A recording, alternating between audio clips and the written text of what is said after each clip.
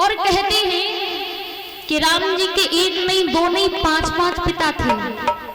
अच्छा, कितने लोगों को पता है राम जी के 5 पिता थे? अच्छा, आगे की कथा सुनी है ना 19? क्या सुना है भाई? राम जी के 5 पिता थे। कौन कौन जानते हैं? किसी को नहीं मालूम? चलो कोई नहीं, बताते। ध्यान रखना, आगे कोई कथा कहने आए तो उसे एकदम उठ के जवाब दे देना।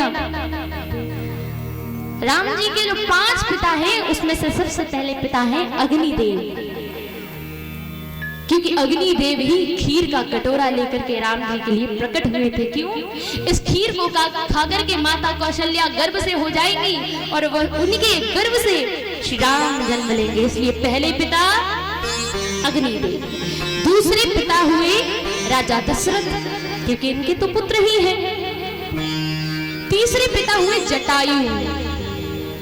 इसका सबसे बड़ा प्रमाण ये है कि राजा दशरथ जब मरे तो राम ने मुखाग्नि नहीं दी, लेकिन जब जटायु मरे तो अपने हाथों से जटायु को मुखाग्नि दी है राम जी ने।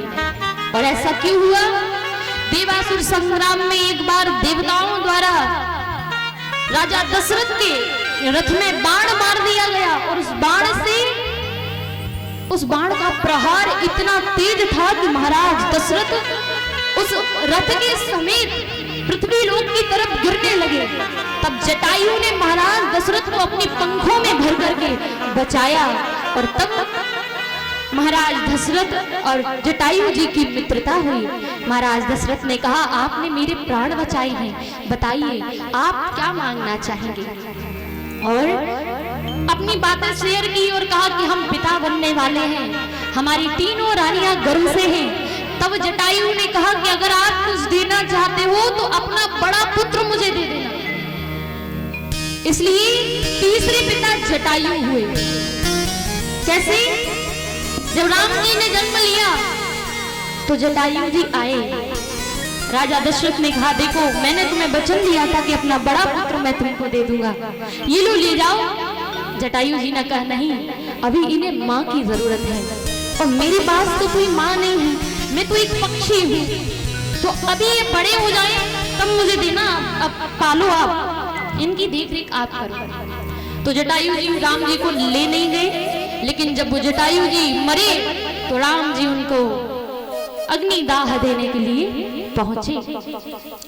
इनके जो चौथे पिता हैं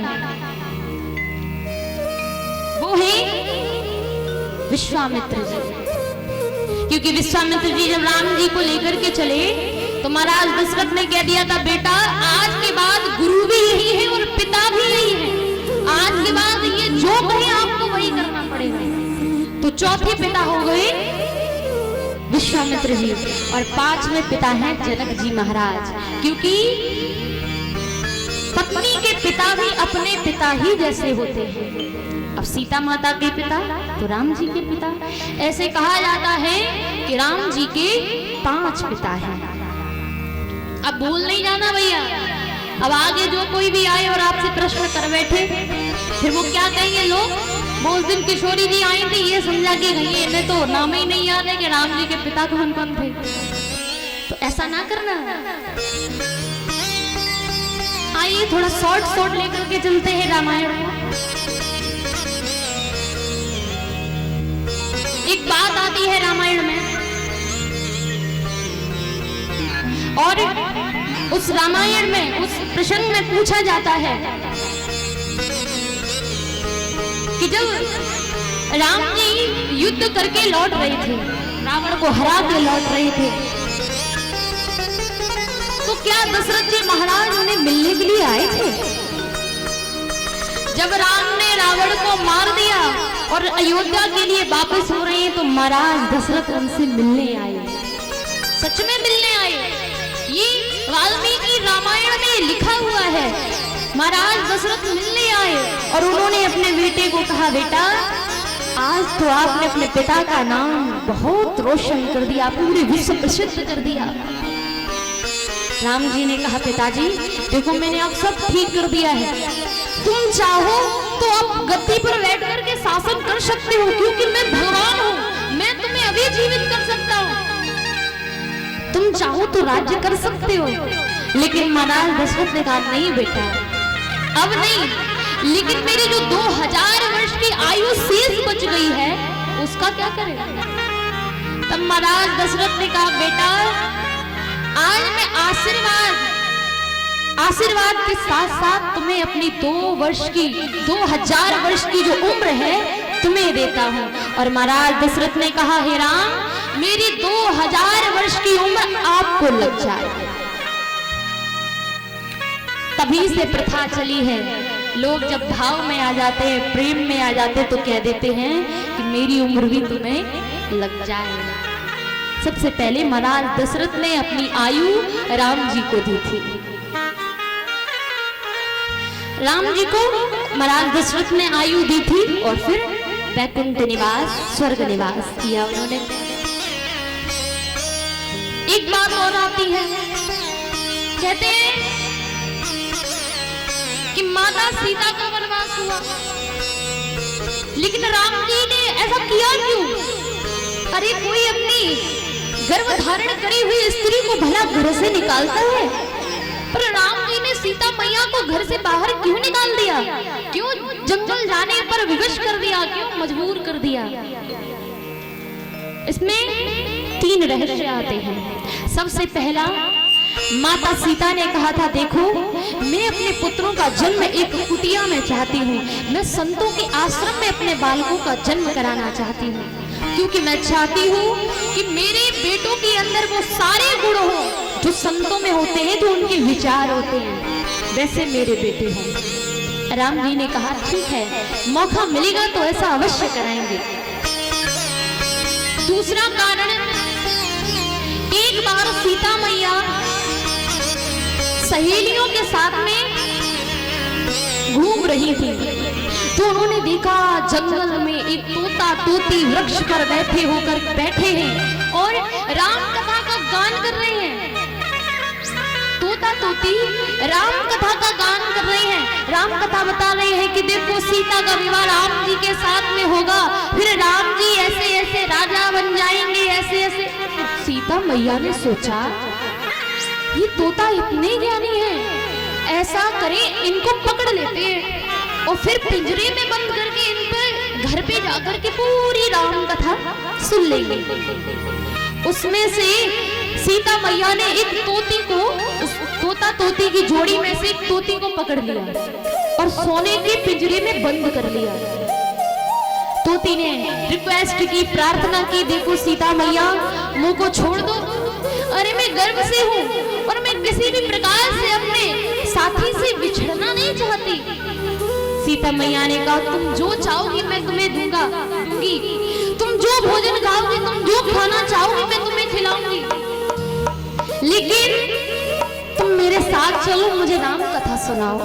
उन्होंने कहा कि मैं रोज तुम्हारी खिड़की पर आकर के राम कथा सुनाऊंगी, लेकिन तुम मुझे छोड़ दो, मैं गर्भ से हूँ। सीता मैया नहीं मानी, तोती को पकड़ करके घर ले गई। इतने में ही तोता ने श्राप दिया सीता मैया को कि तुम मेरी गर्भवती पत्नी को हरण करके ले जा रही हो सीते, मैं तुम्हें श्राप देता हूँ, जब तुम भी गर्भ से होगी तो तुम भी अपने साथी से बिछड़ जाओगी, कोई तुम्हारी उस दर्द भरी जिंदगी में कोई अपना नहीं होगा। और तभी सीता मैया गर्भ से हुई और राम जी से बिछड़ गई। ये तोता तोती का श्राप का कारण था।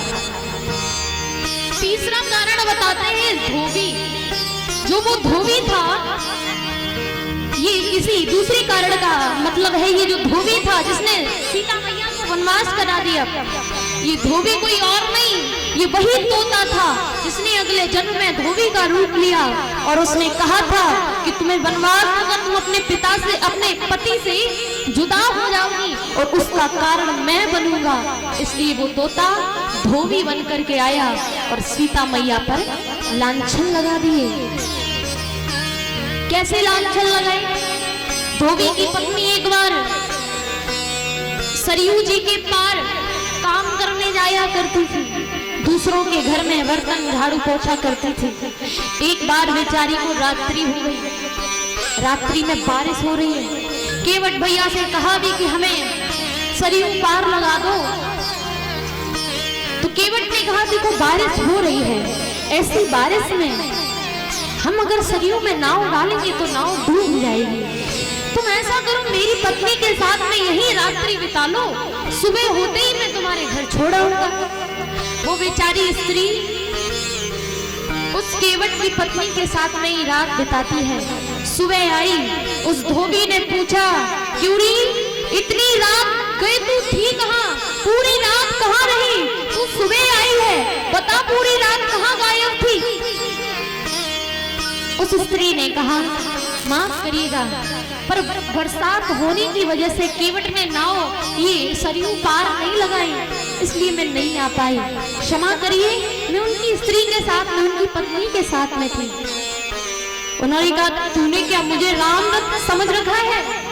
अरे तूने क्या मुझे श्री राम समझ रखा है कि जिसने 12 महीने सीता रावण की गिरफ्त में रही, उसने अपनी पत्नी को अपना लिया। तुझे क्या लगता है तू रात भर गायब रही, मैं भी तुझे अपना लूंगा? अरे मैं कोई राम नहीं हूँ, मैं कोई उस राजा के जैसा नहीं हूँ जो अपनी पत्नी को एक रात गायब रही और अपना लूं। जैसे ये बात प्रजा ने सुनी कि इन्होंने राम जी पर लांछन लगाया है, सभी न्याय की गुहार करने लगे, न्याय करो।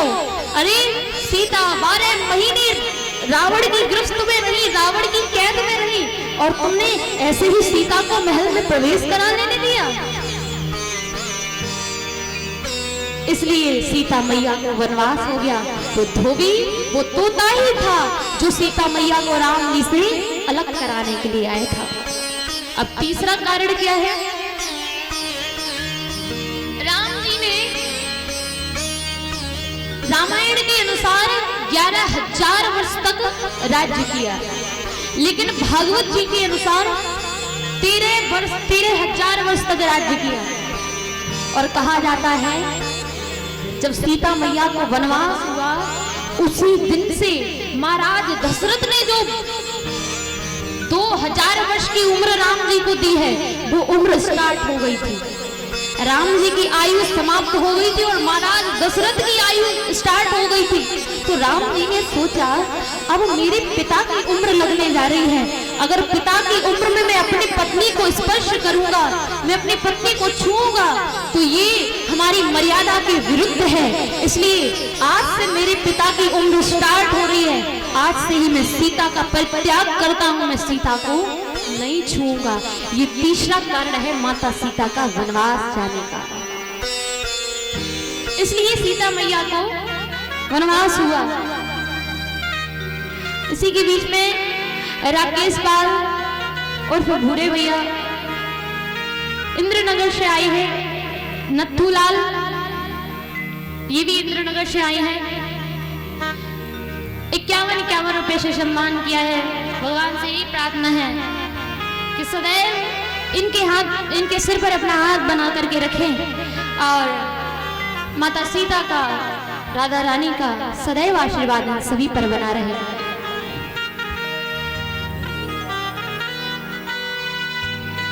विजय पाल सिंह भैया,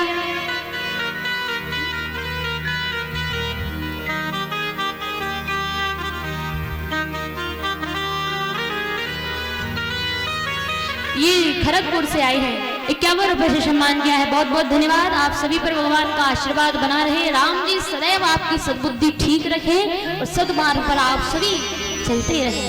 बोली कृष्ण कन्हैया लाल की। तो जाना सीता मैया का वनवास क्यों हुआ, पता चल गया ना। आगे से कोई पूछे तो एक नहीं, दो नहीं, तीन उदाहरण देना माता सीता का वन जाने का। एक संशय और आता है मैया राम जी को लेकर के। कहते कि जब मैया सीता रावण की कैद में थी तो उनकी सेवा करने वाली, उनकी जो सेवा करती थी त्रिजटा मैया, वो कौन थी? तो त्रिजटा मैया को लेकर के बात आती है तो त्रिजटा मैया रावण की ही परिवार की थी, विभीषण की पुत्री थी त्रिजटा। विभीषण की पुत्री त्रिजटा थी। जो माता सीता की सेविका के रूप में उनको रखा गया था। इनकी मैया और इनकी दादी दोनों ही राक्षस कुल की थी, इसलिए इन्हें भी राक्षस कुल का ही माना जाता है। विभीषण और इनकी मैया का नाम था शर्मा। इनकी पुत्री थी त्रिजटा। तो त्रिजटा को ये न मानिएगा कि रावण की सिर्फ सेविका थी, ये रावण के ही परिवार की थी, ये रावण के भाई की पुत्री थी। और रामायण में ऐसे बहुत से ऐसे रहस्य हैं जो भैयाओं की बुद्धि को थोड़ा सा खटका देते हैं। जो लोग अक्सर वक्ताओं से अक्सर जो शास्त्री लोग उनके गांव में या उनके मोहल्ले में आते तो उनसे वो प्रश्न अवश्य करेंगे। क्या ये सबसे ज्यादा फेमस, सबसे ज्यादा मानने वाला है कि जब महाराज दशरथ ने श्रवण जी के बाण मारा, शब्दवेदी बाण, वो उनके मारने के बाद में कहां चला गया? वो शब्दवेदी बाण लगने के बाद में कहां चला गया? असली जो वजह है, असली जो कारण है वो ये नहीं है कि शब्दवेदी बाण कहां गया। वो शब्दवेदी बाण नहीं था, वो शब्दवेदी विद्या थी जो इस दुनिया में कुछ लोगों के ही पास थी, और उसमें से सबसे पहले रही राजा दशरथ। राजा दशरथ जी के पास में शब्दवेदी बाण की विद्या थी।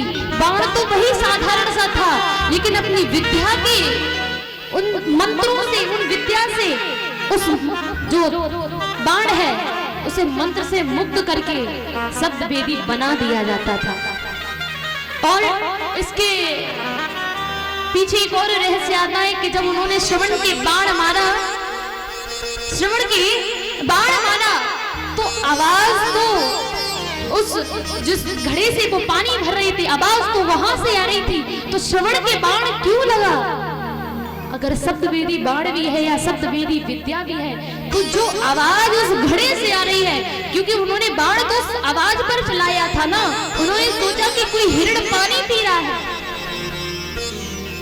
तो बाण उस विद्या का प्रयोग करके बाण को उस आवाज पर लगाया गया था। तो श्रवण जी की क्यों लग गया? इसके पीछे भी रहस्य आता है कि वो बाण महाराज दशरथ ने मारा ही नहीं, वो बाण तो रावण ने मारा था। क्योंकि रावण को जब ब्रह्मा द्वारा बताया गया कि दशरथ पुत्र कौशल्या के गर्भ से जन्म लेकर के तुम्हें मार देंगे, तब से ही राजा दशरथ का पीछा कर रहा है कि ये कहीं मिले और मैं किसी भी प्रकार से इनके इस चरित्र को भंग कर दे, जिससे भगवान श्री राम इसके घर में जन्म ही ना ले। मैया रामायण बहुत बड़ी है, अथाह है, समुद्र है। कथाएं आती हैं कि जिस प्रकार से माता सीता का हरण रावण ने किया था, उसी प्रकार से माता कौशल्या का हरण भी रावण ने किया था।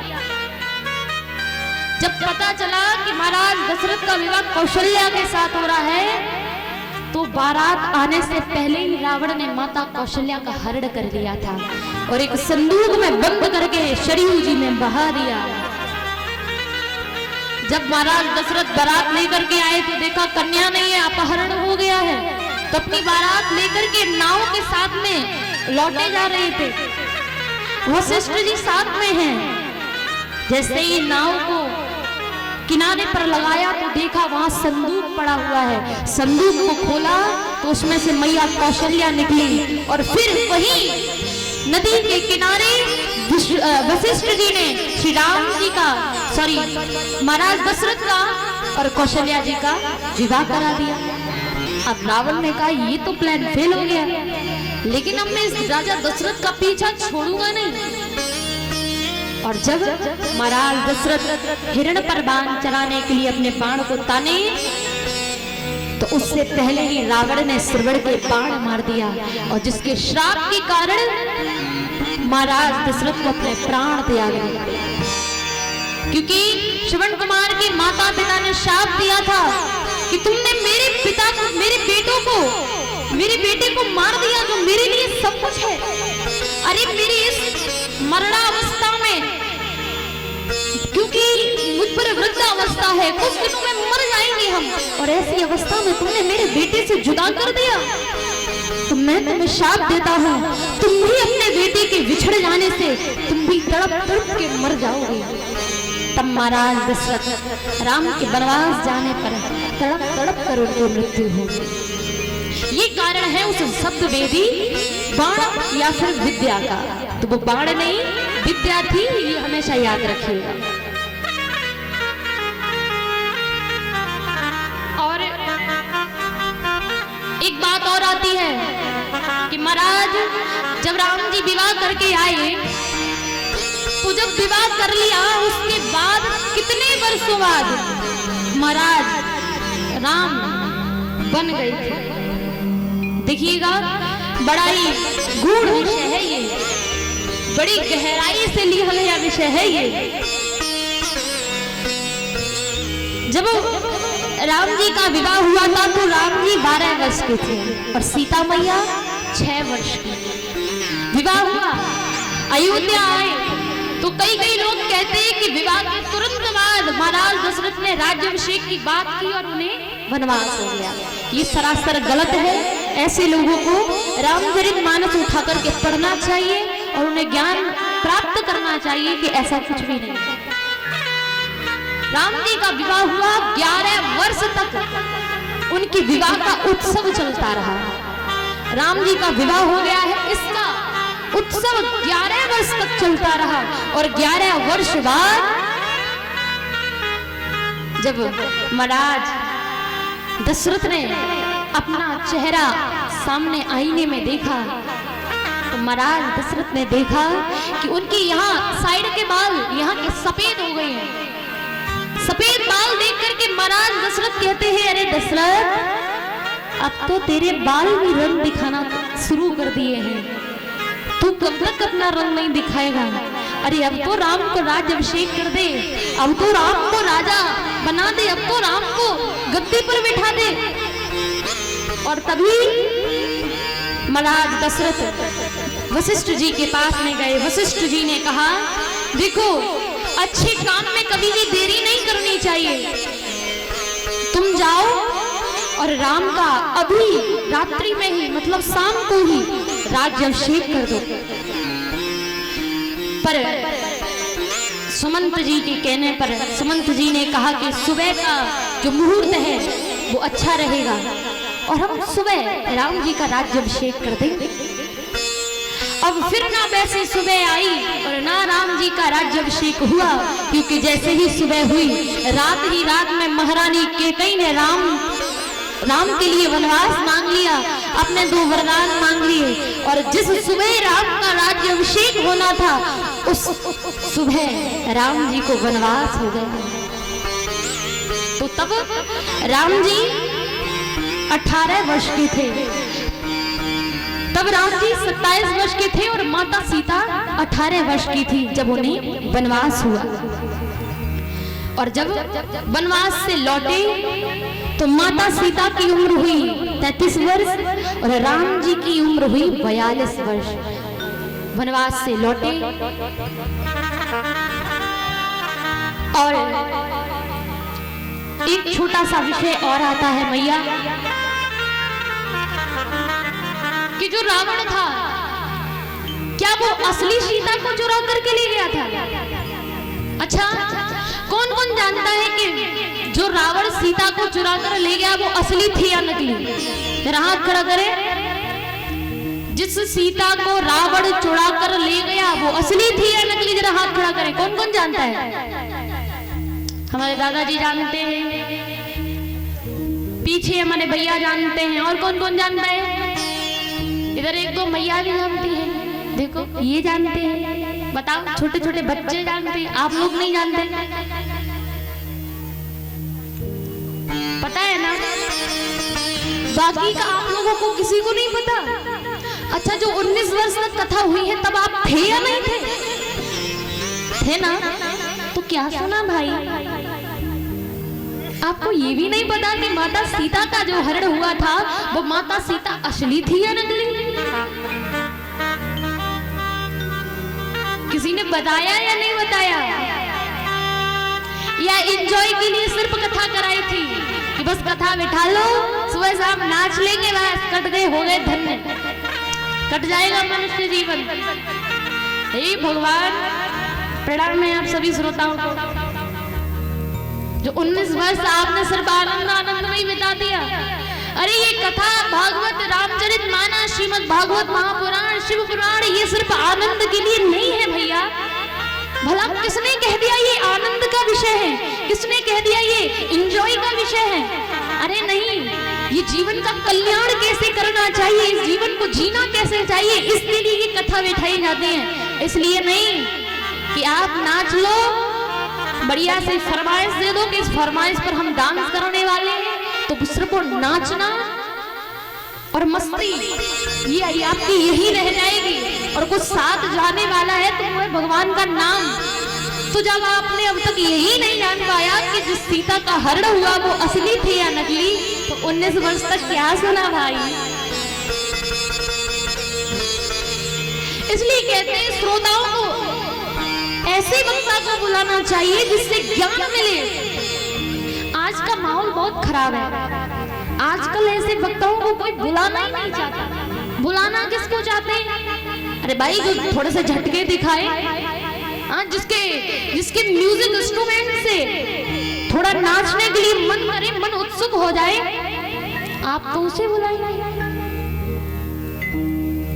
बेढंगे गाने लोग मंच पे बैठ करके गाते हैं, आपको तो वही पसंद है, क्योंकि आज अब कलयुग है, उसका प्रभाव ऐसा हो रहा है कि मनुष्य तो मनुष्य, वातावरण भी वैसा ही होने लगा है। इस वातावरण में जब ये अशुद्धि फैलती है तो हमारे आने वाले जो बच्चे होते हैं उनका फ्यूचर भी अशुद्ध ही हो जाता है। जिनके अंदर संस्कार डालने चाहिए वो बिना संस्कार के पैदा होते हैं, राक्षस पैदा होते हैं। अरे आजकल के छोटे छोटे बच्चों को देख लो, बिल्कुल बात नहीं मानेंगे। क्यों? क्योंकि आपने सिखाया ही यही है। मैया बच्चों को क्या सिखाएं? बेटा पापा से हक कर दो, पापा को थप्पड़ मार दो, दीदी के बाल पकड़ लो। ये कहेंगे देखो देखो मेरा बेटा अब तो हाथ चलाना सीख गया है, अब तो बात करना सीख गया है, ये देखो अपने पापा को थप्पड़ मारेगा। तब तक बेटे ने जमा दिया और फिर वही बेटे जब बड़े हो जाते हैं तो मैया कहते हैं क्या करे मेरा बेटा तो किसी काम का नहीं, मारता है, बहू की सुनता है। अरे भैया उसकी क्या गलती, सिखाया तो आपने ही है, तो वो तो सबक भी मिलेगा, फल भी आपको झेलना पड़ेगा। एक बात हमेशा याद रखना मैया, अगर आपने अपने बच्चों का भजन बचपन से शुरू नहीं कराया, अपने बच्चों को आपने ये नहीं बताया कि राम कौन थे, राम का चरित्र क्या था, कृष्ण कौन थे, कृष्ण का चरित्र क्या था, उनकी लीलाएं क्या थी, तो ये याद रखना जब तक बचपन से भजन शुरू नहीं होगा वो 55 तक जाने वाला नहीं है। जब आप बचपन पर शुरू करोगे तब वो आपके 55 पर काम आएगा, लेकिन अगर आपने बचपन में शुरू नहीं किया तो ये आशा बिल्कुल मत रखना कि हमारे 55 वर्ष की आयु में हमारा भजन काम आ जाएगा। फिर तो डंडा हिलाओगे, कानों से सुनाई नहीं देगा, वाणी सहयोग नहीं करेगी। आप कहो कि मन एकत्रित करके प्रभु की वंदना करने, प्रार्थना करने, बिल्कुल ये होने वाला नहीं है। और एक बात हमेशा याद रखना, अगर आपके कर्म बिगड़ चुके हैं तो आप ये भी आशा मत रखना कि भागवत सुनने से या भगवान की शरण में आने से आपकी बुद्धि ठीक हो जाएगी या फिर आपके द्वारा किए हुए बुरे कर्म सुधर जाएंगे। वो किसी भी प्रकार से सुधरने वाले नहीं है। जब तक यमराज की लाठी आपके सिर पर नहीं पड़ेगी आपके कर्म सुधरने वाले नहीं है। इसलिए कर्म भी जानबूझ करके बिगाड़ने नहीं चाहिए, क्योंकि हर किसी को पता होता है कि हम अच्छा कर रहे हैं या बुरा कर रहे हैं। आइए, बड़ा सुंदर भाव है ये भजन, हमें समझाता है, ये बताता है कि संसार को छोड़कर जब तुम जाओगे तुम्हारा कोई अपना नहीं होगा, शमशान में तुम्हें जला दिया जाएगा जिसे तुम अपना अपना अपना कहते हो।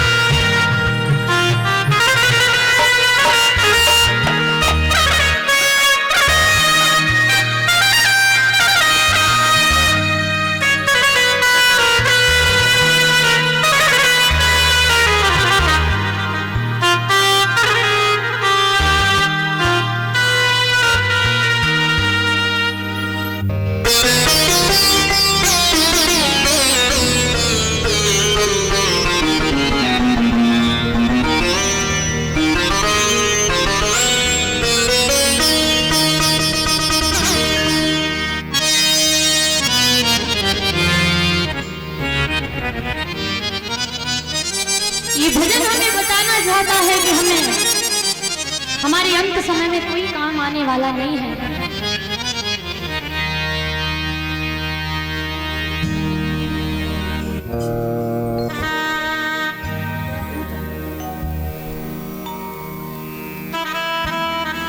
आइए सभी भाव से तालियों के साथ में बोले कि छोड़ कर